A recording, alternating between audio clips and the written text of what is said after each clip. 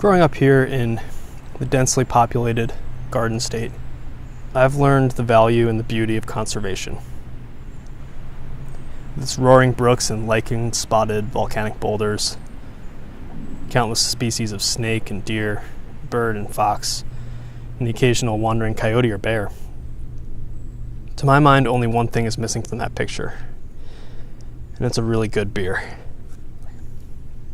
See, beer is a more complex beverage than most give it credit for. What we're talking about here is the most earthly, intoxicating, living and breathing beverage known to man. Most beer is meant to be kept fresh and true to the vision of the brewer, even out here in the great outdoors. And cans will get you there, without any unnecessary weight, broken glass, or skunky aroma caused by light penetrating the bottle. I hope you'll stick around to join me on some of the most challenging and scenic trails on Earth while we examine some of my favorite beers in the craft scene today.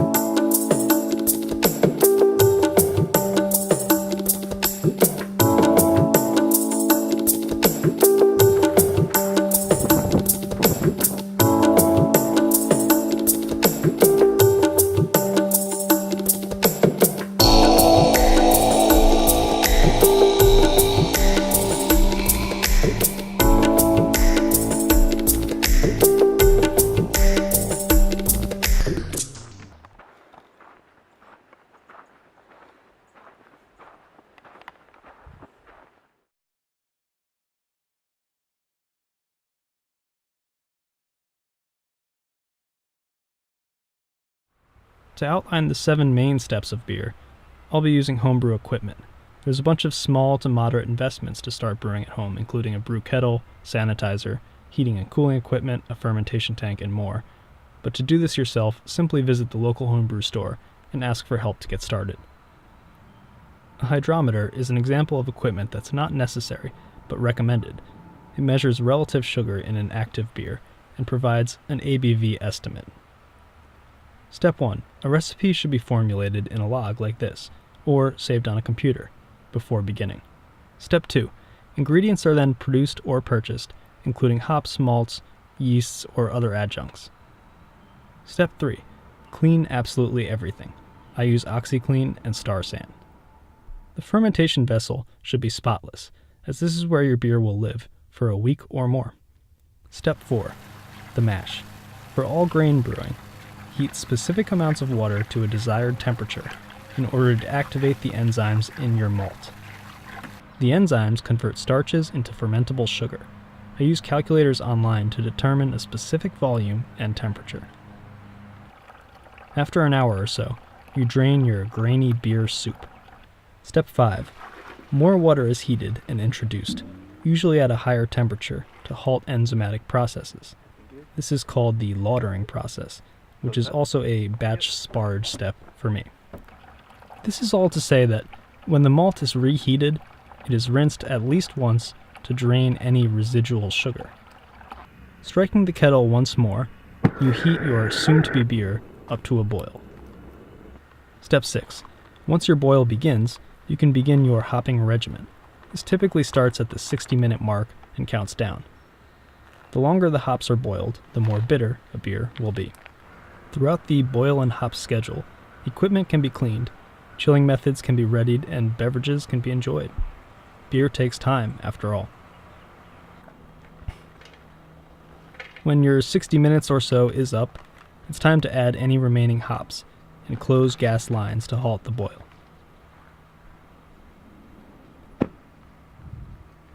Step 7. Cool the wort. The sooner it's cooled, the less likely unwanted bacteria can find its way in. My method is an immersion chiller made of copper, which basically just runs a spiral of cold water throughout, absorbing the heat and spitting it out the other side.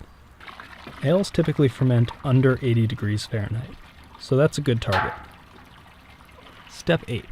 Once chilled, you must transfer your wort into the sanitary fermentation tank and later introduce the yeast colony to begin fermentation.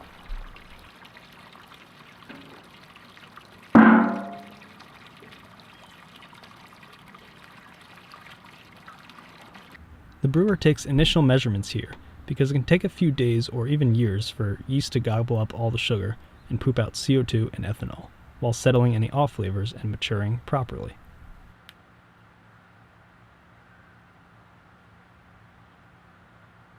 Beer will now be produced, with or without the help of the brewer, but some adjustments can also dramatically change its profile. More hops, fruits, or extra adjuncts can be added late in the game, before packaging, to influence aroma. Most hoppy beers you try today have been dry hopped heavily at this stage, which many people seem to love. Aroma, after all, is 90% of flavor. All right, there is one more aspect or genre of craft beer that I'd like to address, and that's sour fermented beers, or wildly fermented beers. To explain this process, I invited James Priest, or rather he invited me to his blendery here in, Hopewell, New Jersey? Hopewell Township, Pennington, okay. They're all correct. What are we drinking here? This is Young Galaxy, so it's our lambic style base wort fermented for about 7 months in a Chardonnay puncheon, and then dry hopped fairly excessively. I think it's about 2.5 pounds per barrel with Galaxy. Good stuff. Hard to find, I hear. Yes, unfortunately hard to find. It's really fantastic. Thanks. And I mean, there's a few different types of sours, and you can tell when something's kettle sour and it's got like a one-note acidity to it. Mm-hmm. When something's spontaneously fermented, like you do here, it's a different story. I mean, what do you do here? How would you define?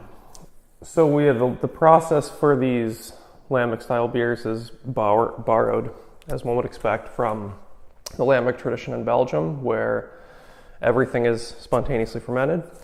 You have a really old-timey turbid mash procedure.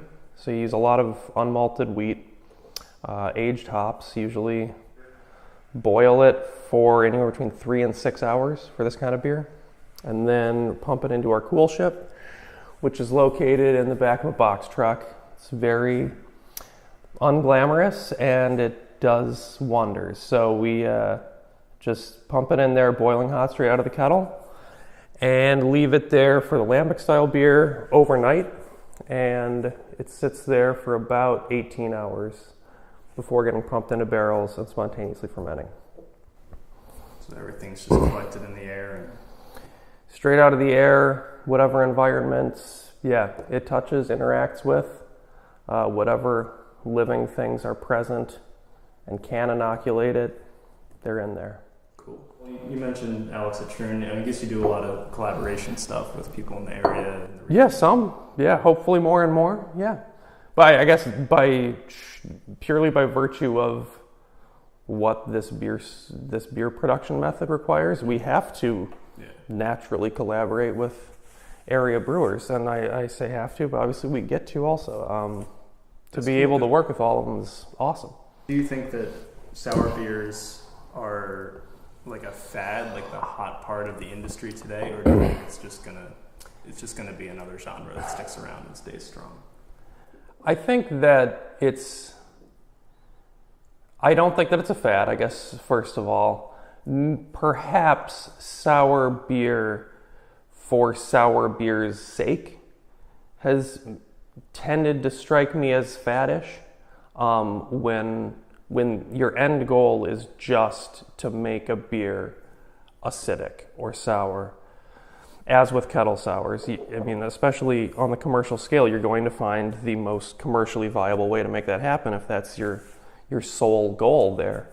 And I don't know what longevity will exist for those kinds of beers, even though many of them are outstanding. I still might hesitate to call even those faddish. I think it would be certainly an error to call the very wide and diverse family of sour beers a fad. It's sort of a close analog right now to this return to more natural wines. And I guess people in the wine world are probably having the same conversation. Are natural wines a fad? You know, is this non-interventionist approach towards a pure expression of uncontrolled yeasts, is this something kind of newfangled and just trendy that people are, geeking out about? Or is it more of a return to kind of a natural expression of alcoholic beverages, that there's something kind of, I don't know, some innate quality there that we value? How can I find you? Where can we find this place? Right what here. hours you open? In the future, that is. Absolutely, yeah. So we're open here at the Blendery 4 to 7 on both Thursday and Friday, 2 to 8 on Saturdays. For now, our beer is only available here. That's subject to change a little in the near future as we start having more and more beer come into maturity. But yeah, definitely this is the best place for it. Cool. Yeah. Thanks for having me, James. Thanks for coming out. Cheers. All right, quick disclaimer before we cross the continent. If you're new to this long distance section or through hiking, I highly recommend you read some books, maybe some online forums. Watching documentaries and listening to podcasts helped me. Start accumulating good gear from your local outdoor store and mapping out a good strategy so you know where you're going. Maybe even dehydrate some trail food and send it to yourself so you have something good out there. And most important, check fresh water reports. Snow reports too if it's early or late in the season, and wildfire updates if you're out in California or on the West Coast are really important. But if you do feel ready and inspired, I hope you go for it. It's videos like this that inspired me originally. So I hope I have something to offer, and happy trails.